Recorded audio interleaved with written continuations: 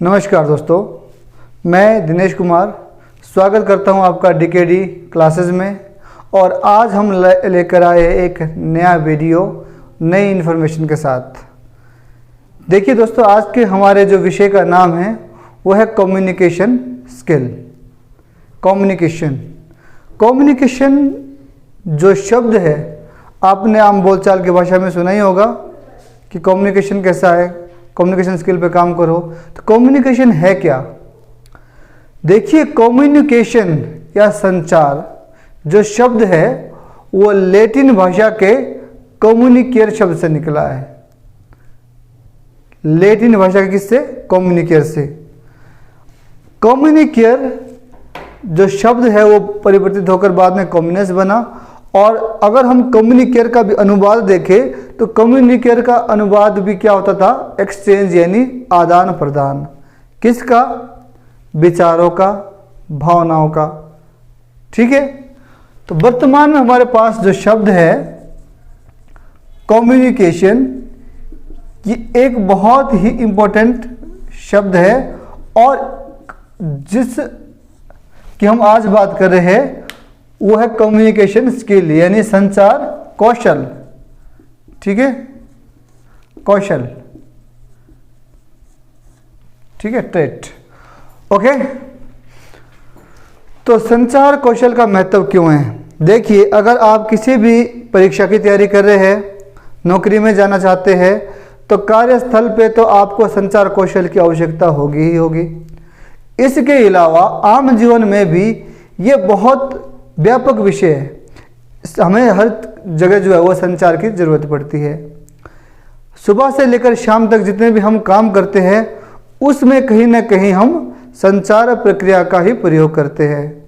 या तो वो संचार हमारा वर्बल या नॉन वर्बल, या तो वो शाब्दिक होगा या सांकेतिक या अशाब्दिक होगा, या फिर हम रिटर्न में कम्युनिकेशन कर रहे होंगे या हम बोल करके कर रहे होंगे, वर्बल कर रहे होंगे। ठीक है, यानी ओरल कर रहे होंगे, मौखिक रूप से कर रहे होंगे। तो संचार एक बहुत ही अनिवार्य विषय है हम सब के लिए और हमें कोशिश करनी चाहिए कि हम समय के साथ साथ अपने आप को अपग्रेड करें और अपने संचार कौशल का विकास करें। क्योंकि जिस व्यक्ति का संचार कौशल जितना बेहतरीन होता है वो अपने विचार या भावनाओं को उतने ही सहजता से दूसरे व्यक्ति तक पहुंचा सकता है। कभी कभी ऐसा होता है कि हमारी बात बहुत अच्छी होती है लेकिन हमारा जो तरीका है, संचार कौशल का जो तरीका होता है वो खराब होता है, इसीलिए अच्छी बात भी हमें गलत लगने लगती है। और कभी कभी खराब बात को भी कोई व्यक्ति इतने बेहतरीन तरीके से बोल देता है कि खराब बात भी ज़्यादा खराब नहीं लगती है। ये सब किसी लिए संभव है? संचार प्रक्रिया के कारण। फिर जिस व्यक्ति के संचार कौशल अच्छा होता है कहीं ना कहीं समाज में प्रतिष्ठा का भी वो सूचक होता है और अधिकांश लोग उससे प्रभावित होते हैं। तो देखिए, एक बहुत इम्पोर्टेंट विषय है और वर्तमान में जितने भी हमारे स्कूल है, स्कूल वगैरह में जहाँ जिस स्कूल में भी वोकेशनल सब्जेक्ट है, वोकेशनल सब्जेक्ट में स्पेशल एक पार्ट रखा हुआ है एम्प्लॉयबिलिटी स्किल। उसका पहला विषय है ये संचार कौशल, यानी कम्युनिकेशन स्किल। आइए समझते हैं थोड़ा विस्तार से कि कम्युनिकेशन स्किल है क्या। तो देखिए, अगर हम सिंपली रूप में इसको डिफाइन करना चाहें तो हम क्या कह सकते हैं कि जो कम्युनिकेशन स्किल है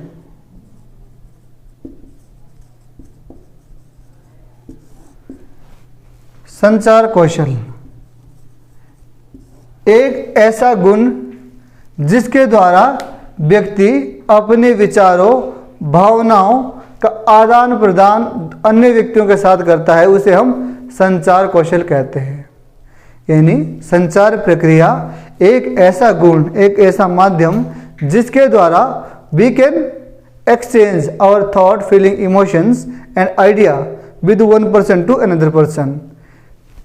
तो अगर हम इसको डिफाइन करना चाहें तो हम डेफिनेशन के रूप में क्या कहेंगे कि communication skill is a technique by which we can exchange our thought, feeling, emotions and idea with one person to another person. अर्थात एक ऐसी तकनीक जिसके द्वारा एक व्यक्ति दूसरे व्यक्ति से विचारों, भावनाओं का आदान प्रदान करता है, उसे हम संचार कौशल कहते हैं। ठीक है दोस्तों। तो वर्तमान में इसका महत्व कहाँ कहाँ है? सबसे पहले यदि आप किसी भी नौकरी की तैयारी कर रहे हैं तो वहाँ पर जॉब में, नौकरी में इसकी ज़रूरत पड़ेगी। ये तो कार्यस्थल पे पड़ेगी जब आप नौकरी में लग जाओगे। उससे पहले जब हम किसी भी नौकरी के लिए साक्षात्कार यानी इंटरव्यू देते हैं, वहाँ ज़रूरत पड़ेगी। तीसरी, जब आप किसी सभ्य सोसाइटी में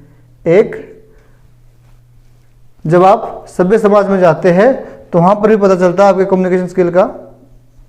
इसके अलावा आम जीवन में भी इसका महत्व कम नहीं आंका जा सकता है। यानी संचार प्रक्रिया, संचार कौशल की हम अगर बात करें तो संचार कौशल जो है वो बहुत व्यापक है। हम सुबह से शाम तक जितने भी कार्य करते हैं उसमें जो है वो संचार कौशल की अहम भूमिका रहती है। तो कम्युनिकेशन का रोल ना कि हमारे व्यक्तिगत जीवन तक बल्कि हमारे प्रोफेशनल लाइफ में भी बहुत बड़ा रोल प्ले करता है। तो कम्युनिकेशन स्किल आम जीवन में भी ज़रूरी है और आपके प्रोफेशनल जीवन में भी ज़रूरी है। ठीक है। और मैंने क्या कहा कि जिस व्यक्ति का संचार कौशल जितना बेहतरीन होगा वो अपनी बात को उतनी बेहतरीन तरीके से समाज के अन्य लोगों तक पहुंचा सकता है। ठीक है जी। फिर एक मैनेजमेंट में एक फिलोसफर हुए कीथ डेविस, उन्होंने परिभाषा दे रखी है कम्युनिकेशन की। वो क्या कहते हैं? वो कहते हैं कि communication is a process of passing information and understanding from one person to another person. Keith Davis क्या बोलते हैं? जो संचार प्रक्रिया है वो एक तकनीक है, किस तरह की? पासिंग द इंफॉर्मेशन, यानी सूचना को अन्य व्यक्ति तक पहुंचाने की। ठीक है। अगर हम इसकी विशेषताओं की बात करें कि संचार कौशल में क्या क्या मुख्य बातें या विशेष बातें हैं, तो देखिए, तो सबसे पहली जो विशेषता है संचार कौशल की वो है टू और मोर देन टू पर्सन, कि जो संचार की जो प्रक्रिया चलती है वो दो या दो से अधिक व्यक्तियों के बीच होने वाली प्रक्रिया है। दूसरी, एक्सचेंज ऑफ आइडिया, कि इसके अंतर्गत जो है किसी विचार को क्या किया जाएगा? अदला बदली की जाएगी, आदान प्रदान किया जाएगा, एक्सचेंज किया जाएगा। तीसरी महत्वपूर्ण बात क्या है कि ये एक कंटिन्यूस प्रोसेस है, सतत प्रक्रिया है। संचार क्या है? एक निरंतर चलने वाली प्रक्रिया है। चौथी बात क्या है कि use of word and sign symbol, इसमें शब्दों का भी प्रयोग होता है और संकेतों का भी प्रयोग किया जा सकता है। तो ये हमने मोटा मोटा समझ लिया कि संचार है क्या, संचार में क्या क्या विशेष है। ठीक है। और संचार का हमारे दैनिक जीवन में क्या महत्व है। अब हम बात करते हैं कि संचार प्रक्रिया या संचार जो है होता कितने तरह का है।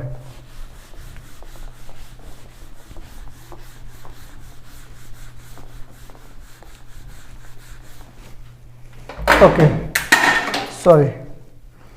अगर बात करें हम टाइप्स की, संचार प्रक्रिया के प्रकारों की, तो मुख्यतः इसको दो भागों में बांटा जाता है। या तो कहते हैं वर्बल और या कहते हैं नॉन वर्बल। तीसरा एक और ट्रेंड पड़ा है, उसको हम बोल देते हैं विजुअल। ठीक है। क्या है? वर्बल, नॉन वर्बल और विजुअल। ओके। तो अगर हम बात करें वर्बल कम्युनिकेशन की, अच्छा हिंदी में इसे हम क्या कहते हैं? वर्बल कम्युनिकेशन को कहते हैं शाब्दिक संचार। कौन सा? शाब्दिक। और नॉन वर्बल को अशाब्दिक संचार, नॉन वर्बल। और तीसरा है विजुअल विजुअल यानी दृश्य संचार। ठीक है जी, ओके। तो सबसे पहली बात करते हैं वर्बल कम्युनिकेशन की, यानी शाब्दिक संचार की। यानी ये संचार प्रक्रिया का वो माध्यम है जहां पर विचारों का आदान प्रदान करने के लिए शब्दों का प्रयोग किया जाएगा, उसे क्या कहेंगे? शाब्दिक संचार। Verbal communication is the form of communication where we will use words to share our idea. जहां पर विचारों का आदान प्रदान करने के लिए किसका प्रयोग किया जाएगा? शब्दों का प्रयोग किया जाएगा, उसे क्या कहेंगे हम? शाब्दिक संचार यानी वर्बल कम्युनिकेशन। अच्छा, वर्बल कम्युनिकेशन दो तरह का होता है, या तो ये होगा ऑरल या ये होगा रिटन। क्या क्या होगा? या होगा ऑरल। ऑरल का मतलब होता है मौखिक, और रिटन यानी लिखित। ओके, तो शाब्दिक संचार यानी वर्बल कम्युनिकेशन में कितने भाग हुए? दो भाग। एक कौन सा है? वर्बल के दो भाग है, एक है ऑरल मौखिक और दूसरा है रिटन यानी लिखित। तो जब विचारों का आदान प्रदान बोल कर किया जाएगा तो वो कौन सा प्रकार होगा? मौखिक। जब उसी ही बात को लिखकर हम दे देंगे तो वो कौन सा प्रकार हुआ? रिटन। ठीक है, जैसे सिंपल से इसको उदाहरण से समझते हैं। मान लो ए व्यक्ति है और स्कूल में पढ़ता है, अगले दिन इसे छुट्टी चाहिए, स्कूल नहीं आ सकता किसी कारण से, तो दो तरीके से ये छुट्टी मांग सकता है।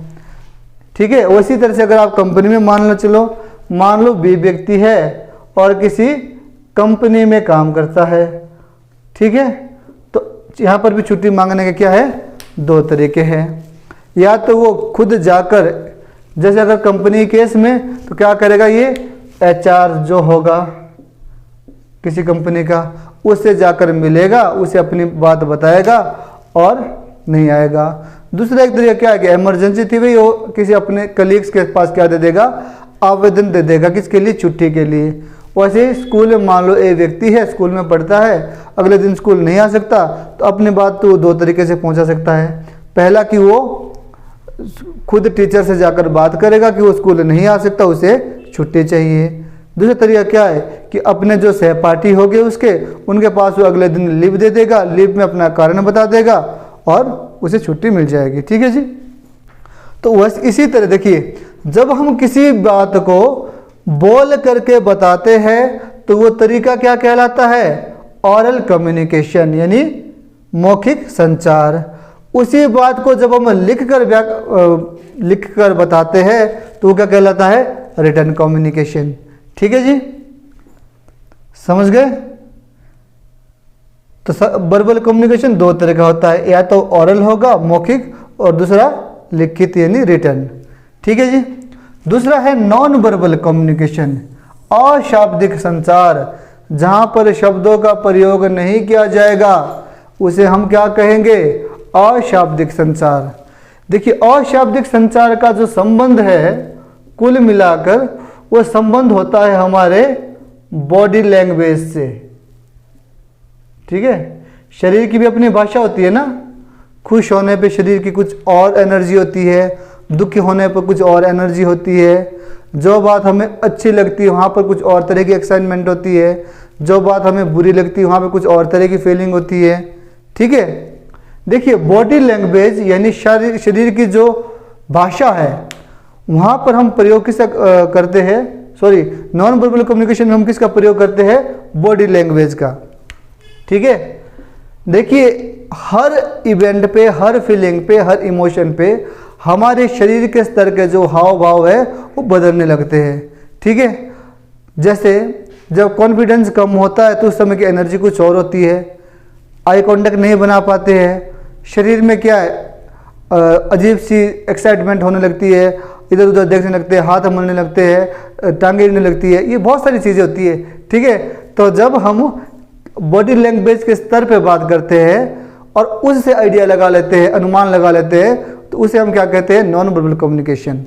यानी संचार प्रक्रिया का एक ऐसा माध्यम जहां पर विचार या भाव को प्रकट करने के लिए शब्दों का प्रयोग नहीं करना पड़ रहा है और फिर भी बात पहुंच जाए, उसे हम क्या कहते हैं, नॉन वर्बल कम्युनिकेशन। जैसे किसी अवसर पर किसी को गुड लक कहने के लिए इस तरह से हम साइन का प्रयोग करते हैं, ठीक है। या अन्य किसी इवेंट पे, जैसे जब हम नाराज़ होते हैं तो हमारा फेशियल एक्सप्रेशन बदल जाता है, ठीक है, इत्यादि इत्यादि, ठीक है। बहुत सारी हमारे बॉडी की लैंग्वेज होती है। जब हम लो फील करते हैं तो हम क्या है, हमारे जो बॉडी की एनर्जी वो डाउन होने लगती है। और कभी कभी क्या होता है कि जब हम लेस कॉन्फिडेंट फील करते हैं तो हमें लगता है कि हमारी प्रेजेंस ना हो तो हम अपने आप को हाइड करने की कोशिश करते हैं, ठीक है। तो बहुत तरह से जो है हम बॉडी के स्तर पर क्या कर सकते हैं, जज कर सकते हैं या दिखा सकते हैं, उसे हम क्या कहते हैं, नॉन वर्बल कम्युनिकेशन। फिर एक नया ट्रेंड चल पड़ा है, ठीक है, जिसको हम क्या बोलते हैं, विजुअल कम्युनिकेशन, दृश्य संचार। देखिए यूजुअली तो क्या होता है कि संचार को प्रकट करने के लिए हमें भाषा का प्रयोग करते हैं, क्योंकि गुड कम्युनिकेशन किसे माना जाता है, जहाँ पर किसी भाषा का प्रयोग हो रहा हो। और भाषा हालांकि सहज होनी चाहिए, सबको समझ आने वाली होनी चाहिए। लेकिन हम अगर देखें ट्रेंड तो बहुत सारी कुछ कॉमन प्लेस होती है जहाँ पर सब जाएंगे, पढ़े लिखे भी जाएंगे, अनपढ़े जाएंगे, सभ्य समाज के लोग भी जाएंगे, असभ्य समाज के लोग भी जाएंगे, पढ़े लिखे समाज के लोग भी जाएंगे, अनपढ़ समाज के लोग भी जाएंगे, फिर अंग्रेजी समाज के लोग भी जाएंगे, हिंदी समाज के लोग भी जाएंगे, अन्य किसी भाषा समाज के लोग भी जाएंगे। तो हमने क्या करा है कि संचार का एक ऐसा माध्यम इंट्रोड्यूस किया है जहां पर हमें शब्दों का प्रयोग अगर ना भी करें तो भी हमारी बात पहुंच जाती है। तो संचार का सबसे सरल तरीका माना जाता है विजुअल कम्युनिकेशन, यानी दृश्य संचार। जैसे अगर आपने देखा होगा, अगर आप किसी भी रेस्टोरेंट में या किसी भी आप पब्लिक प्लेस पे जाओगे तो आपको, जैसे कि एक तरीका है, जैसे मतलब मैंने बोल दिया भाई ये जो एरिया है वो धूम्रपान वर्जित क्षेत्र है, यहाँ पर धूम्रपान करना क्या है, दंडनीय अपराध है। तो एक तो मैंने हिंदी में लिख दिया, दूसरा माला मैंने इंग्लिश में लिख दिया, नो स्मोकिंग जोन, ठीक है जी। लेकिन ये बात समझेगा कौन? देखो हिंदी में लिखा हुआ बात वो समझ पाएगा जिसको हिंदी आती होगी, अंग्रेजी में लिखी हुई बात वो समझ पाएगा जिसे अंग्रेजी आती होगी। तीसरा सबसे बेहतर तरीका क्या है, जो विजुअल कम्युनिकेशन के द्वारा हमें पता लगता है, कि हमने क्या कर दिया, यहाँ पर एक जलती हुई क्या बना दी, सिगरेट बना दी, और उसके ऊपर क्या लगा दिया हमने, क्रॉस लगा दिया, ठीक है, कि यहाँ पर जो है वो धूम्रपान करना क्या है, मना है। उसी तरह आपने देखा होगा, जैसे स्कूल अहेड है, स्कूल के समीप है, या किसी हॉस्पिटल वगैरह के समीप है, वहाँ पर क्या हमें हॉर्न अलाउड नहीं होते हैं, स्पेशली हाई साउंड में। तो वहाँ पर भी हमने क्या लगा दिया, कोई इस तरह का साइन लगा दिया, ठीक है। जैसे पब्लिक टॉयलेट्स होते हैं तो वहाँ पर क्या है, जो महिलाओं का टॉयलेट होता है वहाँ पर हमने मान लो महिला का चित्र बना दिया, जो पुरुषों का टॉयलेट होता है वहाँ हमने पुरुष का चित्र बना दिया। तो देखिए ये एक ऐसा तरीका है संचार का जहाँ पर आपको भाषा आती हो चाहे नहीं आती हो, आप कम्युनिकेट कर लोगे। किस माध्यम से? पिक्चर के फॉर्म से, पिक्चर के माध्यम से, डायग्राम के माध्यम से, ठीक है। तो जहाँ पर अपने बात को बहुत आसानी से कहा जा सकता है, बताया जा सकता है, वो विधि कौन सी हमारे पास, विजुअल कम्युनिकेशन है, दृश्य संचार है, ठीक है। तो दृश्य संचार यानी संचार प्रक्रिया का वो माध्यम जहां पर बिना शब्दों का प्रयोग करके भी अपनी बात पहुंचाई जा सकती है और संचार का सबसे सरल रूप माना जाता है। और यहाँ पर जो है विचार का आदान प्रदान करने के लिए हम पिक्चर्स का, डायग्राम्स का, इन सब का प्रयोग करते हैं, ठीक है जी। आई थिंक आपको यहाँ तक की बात समझ आ गई होगी, ठीक है।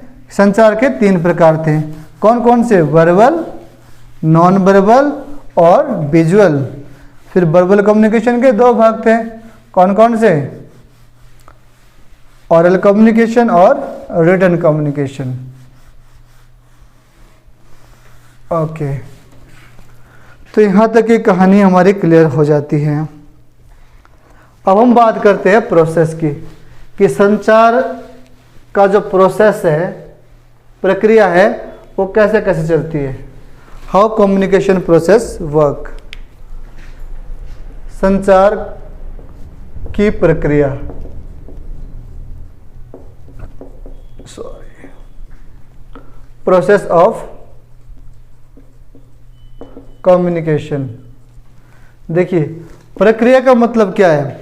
देखिए प्रक्रिया के यहाँ पे सिंपल सा मतलब है कि जो हमारी बातचीत किसी व्यक्ति तक पहुँचेगी, बातचीत पहुँचाने का तरीका क्या होगा। देखिए सबसे पहले कोई व्यक्ति, एक व्यक्ति होगा जिसके दिमाग में कोई आइडिया आता है, इसको हम बोलते हैं सेंडर। क्या बोलते हैं? सेंडर। ठीक है, सेंडर मीन्स वो व्यक्ति जिसके दिमाग में कोई विचार आया है और उस विचार को वो किसी के साथ साझा करना चाहता है। ठीक है जी, तो सेंडर के दिमाग में क्या आया? सेंडर के दिमाग में आया आइडिया, यानी विचार बोल लीजिए आप। ठीक है, फिर उस आइडिया को क्या करेगा, वो क्या करेगा, उस आइडिया को किसी भाषा में या शब्दों में पिरोएगा, तभी तो बात समझ आएगी। उस प्रोसेस को हम बोलते हैं एनकोडिंग। क्या बोलते हैं? एनकोडिंग। एनकोडिंग मीन्स एक ऐसी प्रक्रिया जिसमें वो क्या करेगा, किसी विचार को शब्दों में या भाषा में कन्वर्ट कर देगा, बांध देगा। ठीक है, उसके बाद एनकोडिंग के बाद हमें कोई चाहिए माध्यम। क्या चाहिए? कोई माध्यम, मीडियम चाहिए, जिसके द्वारा वो बात आगे पहुंचेगी। ठीक है जी, मीडियम। मीडियम के बाद हमें वो बात कहाँ जाती है?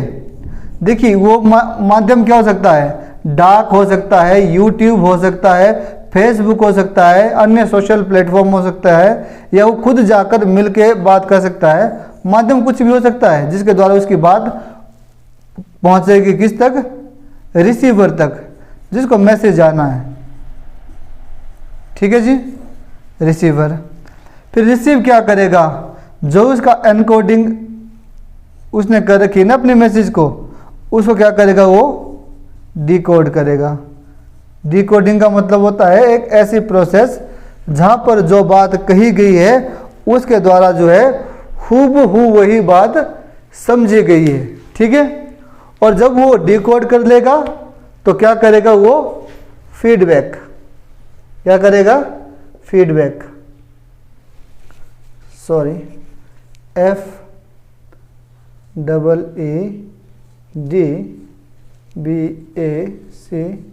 FEEDBACK, feedback. फीडबैक का मतलब होता है प्रतिपुष्टि या रिप्लाई। ठीक है जी, जैसे ए व्यक्ति ने जो है वो बी व्यक्ति से किसी विषय पर चर्चा करनी है। ठीक है, तो क्या करेगा? ए व्यक्ति यहाँ पर कौन कहलाएगा? सेंडर। वो अपने विचार को प्रेजेंट करना चाहता है, तो जो वो बात है विशेष, उस विचार बात को या मैटर को क्या बोलेंगे हम यहाँ पे? आइडिया। उस आइडिया को क्या कर देगा? वो या तो रिटन फॉर्म में या किसी अन्य फॉर्म में भेज देगा। उस प्रोसेस को क्या बोलेंगे हम? एनकोडिंग। फिर उसे क्या चाहिए? कोई मीडियम चाहिए जिसके द्वारा वो बात आगे पहुंचाएगा। फिर किसके पास जाएगी वही बात? रिसीवर के पास। रिसीवर क्या करेगा? डिकोड। और उसके बाद क्या करेगा? वो फीडबैक। अगर उसे बात पूरी तरह समझ आ जाए तो क्या देगा? वो फीडबैक देगा इसे। ठीक है, बी किसको देगा? ए को। भाई हमें आपकी बात जो है पूरी तरह से समझ आ गई है। ठीक है जी, तो ये तो थी संचार की प्रक्रिया, प्रोसेस ऑफ कम्युनिकेशन। अब हम बात करते हैं इंपॉर्टेंस की। ठीक है, प्रोसेस समझ आ गया। प्रोसेस कितने स्टेप है? 1 2 3 4 5 6 7, 7 स्टेप है। Sender, idea, encoding, medium, receiver, decoding और फीडबैक। ठीक है जी, अब हम बात करते हैं महत्व की, कि संचार प्रक्रिया का क्या महत्व है वर्तमान समय में। Okay, importance importance of communication. देखिए पहला महत्व क्या है, हेल्पफुल इन कोऑर्डिनेशन। क्या है पहला महत्व, हेल्पफुल इन कोऑर्डिनेशन। कोऑर्डिनेशन का मतलब होता है हिंदी में क्या, हिंदी में इसका ट्रांसलेशन होता है तालमेल। क्या होता है, तालमेल। देखिए किसी भी रिश्तों में, किसी भी संगठन में अगर हमें तालमेल अच्छा बनाना है तो उसके लिए क्या चाहिए, बातचीत।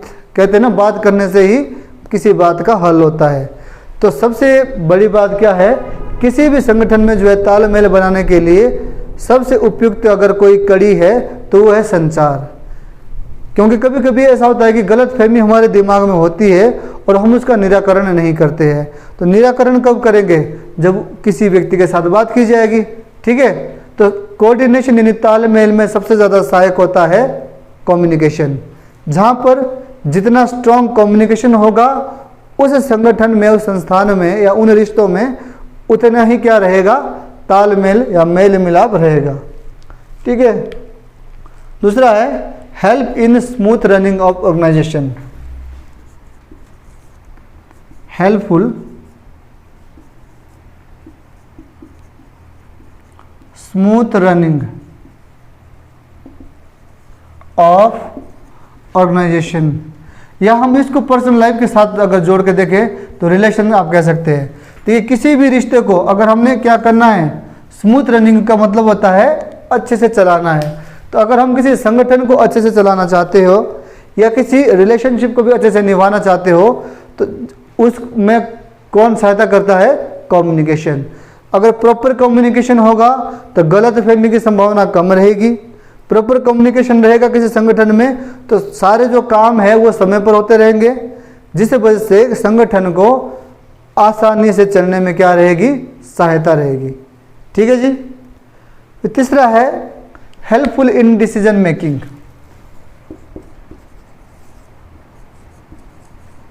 हेल्पफुल इन डिसीजन मेकिंग, अगर हमें किसी भी तरह का निर्णय लेना है तो निर्णय लेने की पहली शर्त क्या है कि हमें पता तो हो कि किसी विषय में बात हो रही है। ठीक है, तो निर्णय लेने के लिए हेल्पफुल रहता है कम्युनिकेशन। ठीक है, अगर कम्युनिकेशन इफेक्टिव है तो जाहिर सी बात है हमारा जो निर्णय लेगा वो लगभग सही रहेगा, सही फेवर में जाएगा। ठीक है जी, तो निर्णय लेने में क्या रहता है, ये सहायक रहता है। चौथी बात क्या है कि ये हमें क्या करता है, एफिशिएंसी को इंक्रीज करता है। किसी भी संगठन की क्या करता है, एफिशिएंसी को इंक्रीज करता है। अगर किसी भी संगठन की एफिशिएंसी को बढ़ाना है, क्षमता को बढ़ाना है तो उसके लिए क्या चाहिए, कम्युनिकेशन चाहिए, स्ट्रॉन्ग कम्युनिकेशन चाहिए। ठीक है, और जितना स्ट्रॉन्ग और रेगुलर कम्युनिकेशन होगा उस संगठन को उतना ही वो एफिशिएंट बनेगा।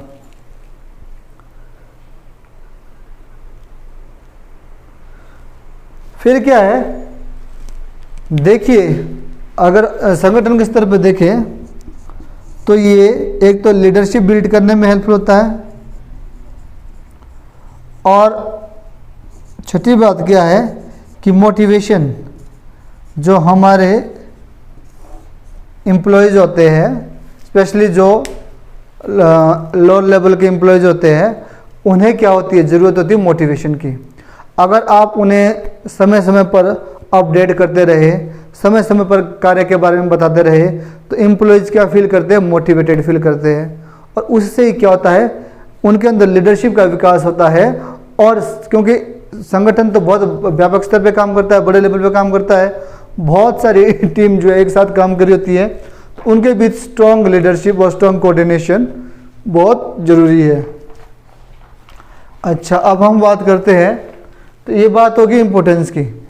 देखिए तो हमें अगर इसको समझना चाहे तो हम क्या कह सकते हैं कि कम्युनिकेशन जो स्किल है ये संगठनात्मक स्तर पर तो महत्वपूर्ण है ही, चाहे आप किसी भी संगठन की बात करो। इसके साथ साथ व्यक्तिगत जीवन में भी बहुत ज़रूरी है और बहुत सहायक सिद्ध होता है ये, ठीक है। देखिए, अगर हमारी कोई लाइफ भी है, पर्सनल लाइफ भी है, पर्सनल लाइफ में भी अगर प्रॉपर बातचीत नहीं हो रही ना, तो बहुत सारी क्या है, गलतफहमियां होने लगती है। लेकिन जहाँ पर कम्युनिकेशन जो बॉन्ड है स्ट्रांग होगा, वहाँ पर गलतफहमियां कम होगी और रिश्ते भी क्या रहेंगे, मजबूत रहेंगे। इसीलिए प्रॉपरली कम्युनिकेट होना बहुत ज़रूरी है, ठीक है। अगर मैं बात करूँ टाइप्स की, तो कम्युनिकेशन को मोटा मोटा तौर पर हम दो भागों में बांट सकते हैं। या एक होगा कौन सा, फॉर्मल कम्युनिकेशन, औपचारिक संचार, और दूसरा हमारे पास है इनफॉर्मल कम्युनिकेशन, यानी अनौपचारिक संचार, ठीक है। देखिए, औपचारिक और अनौपचारिक संचार के संबंध में हम क्या कह सकते हैं। देखिए, औपचारिक संचार या फॉर्मल कम्युनिकेशन जो है, औपचारिक संचार या फॉर्मल कम्युनिकेशन की अगर हम बात करते हैं, तो औपचारिक संचार एक ही संगठन के भीतर लोगों के बीच आधिकारिक सूचनाओं का आदान प्रदान करने से है, ठीक है। औपचारिक संचार एक ही संगठन के भीतर लोगों के बीच आधिकारिक सूचनाओं का आदान प्रदान करने से है, जो अक्सर संगठनात्मक पदानुक्रम के भीतर विभिन्न स्तरों पर होते हैं, ठीक है। और अनौपचारिक जो संचार है, इनफॉर्मल कम्युनिकेशन है, जब सूचना का पालन किए बिना, ठीक है, जहां पर हम सूचना का पालन नहीं करते हैं,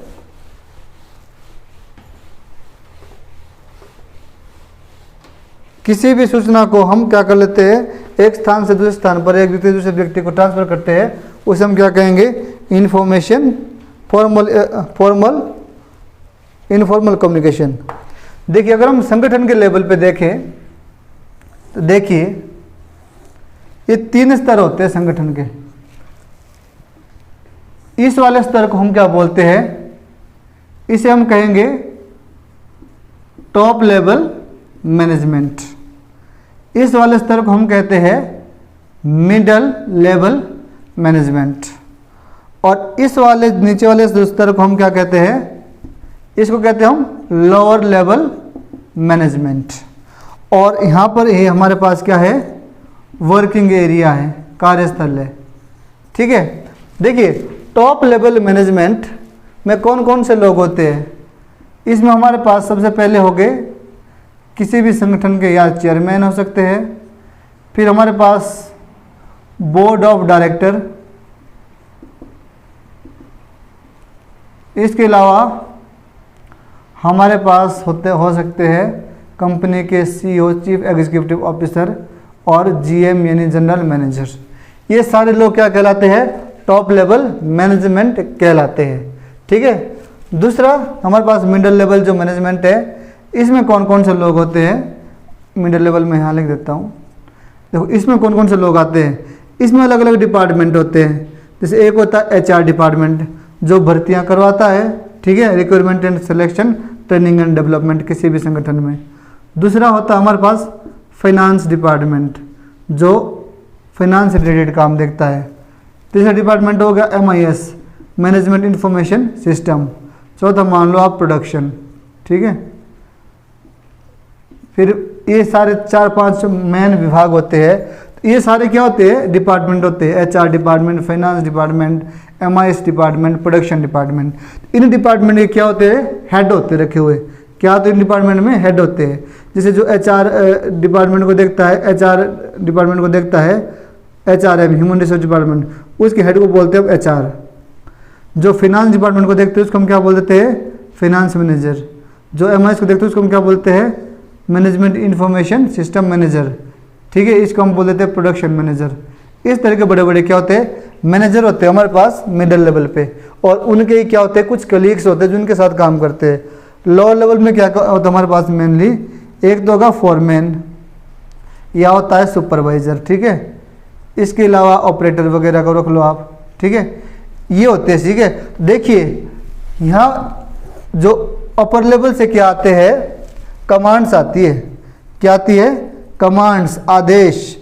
और नीचे से यहाँ पर जो है लोअर लेवल से क्या जाते हैं, ऊपर को रिक्वेस्ट जाती है, क्या जाती है, रिक्वेस्ट जाती है, ठीक है। तो जब हम औपचारिक और अनौपचारिक संचार की बात करते हैं तो जाहिर सी बात है, यानी हमें एक संगठन में किस तरह से काम करना है, किस तरह से बात करनी है, बात करने का तरीका क्या रहेगा, कौन से शब्द रहेंगे, हमारी जो बोलने की टोन है वो कैसी रहेगी। जब हम इस पूरी प्रक्रिया को समझ के बातचीत करते हैं तो उसे हम क्या कहते हैं, फॉर्मल कम्युनिकेशन कहते हैं, ठीक है। और इनफॉर्मल कम्युनिकेशन का मतलब होता है जब साधारणतः हम बात करते हैं अपने कलीग से, अपने फ्रेंड से या अपने घर पे रिलेटिव से, उसे हम क्या कहेंगे, इनफॉर्मल कम्युनिकेशन, ठीक है। तो अब हम बात करते हैं लास्ट में कि वो कौन कौन से टिप्स और ट्रिक है जिनके माध्यम से हम अपने संचार कौशल को बेहतर बनाने का प्रयास कर सकते हैं, ठीक है। बात करते हैं कुछ चीज़ें, कुछ टेक्निक जिसके द्वारा हम अपने संचार कौशल को क्या कर सकते हैं, बेहतर बना सकते हैं। Tips to improve communication skill, okay. देखिए, if we want to improve our communication skill, तो what are the steps which we will take to help us to improve our communication skill. सबसे पहले जब भी हम किसी से बातचीत कर रहे हो, देखिए हमारी आदत क्या होती है, जब हम किसी से बात करते हैं तो कभी कभी हम इतने भरे हुए होते हैं अंदर से कि बस हम अपनी ही सुनाने लग जाते हैं। उससे होगा क्या, जो पहले वाला जो व्यक्ति होगा, जो आपसे बातचीत कर रहा होगा, वो अनकंफर्टेबल फील करेगा, क्योंकि अगर आप सिर्फ अपनी बता रहे हो और उसकी नहीं सुन रहे हो तो वो वन साइडेड कम्युनिकेशन हो जाती है। और वन साइडेड कम्युनिकेशन जो है वो मतलब बहुत ज़्यादा सस्टेन नहीं कर पाती, ठीक है। तो जब भी आप बात कर रहे हो तो आपने क्या करना है, लिसन, ठीक है। Listen while you are speaking, while you are speaking। जब भी हम किसी से बातचीत कर रहे हो तो सबसे पहले हमें क्या करना है, सुनना भी है, ठीक है। ऐसा नहीं कि सिर्फ अपना बोलना है, दूसरों का सुनना है फिर अपना बोलना है, ठीक है। और हमेशा सहजता से बात करने का प्रयास करना है। अपने आप को हमें क्या करना है, बहुत बड़ा चढ़ा कर नहीं दिखाना होता है। जब हम किसी व्यक्ति से कन्वर्सेशन कर रहे हो, वार्तालाप कर रहे हो, तो हमें क्या करना है, ध्यान से उसके बातों को भी सुनना है और अपनी बातों को भी बताना है। तभी कम्युनिकेशन क्या रहेगी, इफेक्टिव रहेगी, ठीक है, प्रभावपूर्ण रहेगी। दूसरी बात क्या है कि जब भी हम किसी से बात करते हैं, कोई हमसे बात करना चाहता है, हमेशा ऑफर करें हेल्प के लिए, ठीक है। जैसे आपने देखा होगा कस्टमर केयर पे जब आप फ़ोन करते हैं तो क्या बोलते हैं सबसे पहले वो आपको कि मैं how can I help you, ठीक है। तो जब भी हम किसी से बातचीत करते तो हमें पूछना है पहले, ठीक है। कोई हमसे बातचीत करने आ रहा है, हमसे कुछ पूछना चाह रहा है, तो हमेशा बोलिए कि yes how can I help you, बताइए मैं आपकी किस तरह से खिदमत कर सकता हूँ या कर सकती हूँ या कैसे सहायता कर सकती हूँ, ठीक है। तीसरी चीज़ क्या होती है,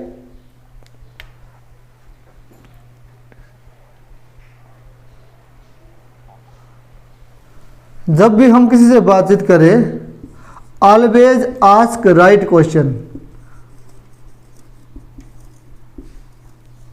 क्योंकि हम लोग बेहतर बॉन्ड क्यों नहीं बना पाते, क्योंकि कभी कभी हमारे जो प्रश्न पूछने की जो क्वालिटी होती है बड़ी ख़राब होती है। हम वो पूछते हैं जो नहीं पूछने चाहिए होता है, ठीक है। तो हमेशा सही प्रश्नों को पूछें जिससे आपका जो कम्युनिकेशन स्किल है, कम्युनिकेशन जो स्किल है वो इम्प्रूव भी होगी, ठीक है। और परले वाला व्यक्ति फिर इंटरेस्टेड रहेगा आपसे बात करने के लिए जब आप सही प्रश्न पूछेंगे सही व्यक्ति से, ठीक है। चौथा होता है बॉडी लैंग्वेज। जब भी हम किसी से बातचीत करें हमें अपने बॉडी लैंग्वेज के ऊपर हमेशा ध्यान देना चाहिए, ठीक है।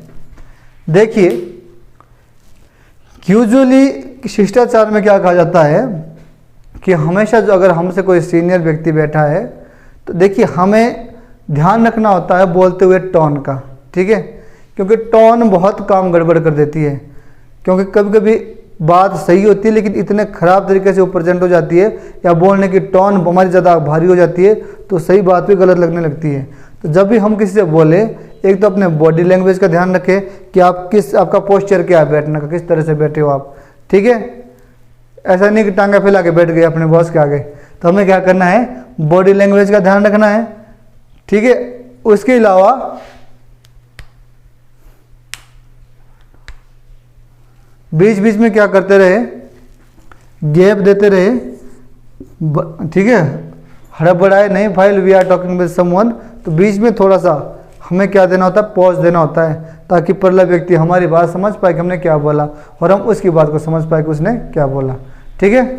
तो these are some tips which will help you to improve your communication skill. और पांचवी सबसे इंपॉर्टेंट चीज़ वो तो है ही, practice makes a man perfect. करत करत अभ्यास के जड़मती होत सुजान। हमें क्या करनी है, प्रैक्टिस करनी है बोलने की। We should try to practise to speak more and more. जितना ज़्यादा हम प्रैक्टिस करेंगे बोलने की उतनी बेहतरीन हमारी कम्युनिकेशन स्किल या कन्वर्सेशन स्किल हो जाएगी, ठीक है जी। तो ये कुछ सारी बातें थी जो हमें हेल्प करती है हमारे कम्युनिकेशन स्किल को इम्प्रूव करने की, ठीक है दोस्तों। आई होप कि आपको ये वीडियो हेल्प करेंगी और फिर मिलते हैं किसी नेक्स्ट वीडियो में और किसी नई सूचना के साथ। बाकी प्रैक्टिस करते रहिए और कोशिश करिए आप अपने कम्युनिकेशन स्किल को इम्प्रूव करने की, क्योंकि आपको पर्सनल जीवन, व्यक्तिगत जीवन में भी काम आएगी और प्रोफेशनल लाइफ में भी काम आएगी।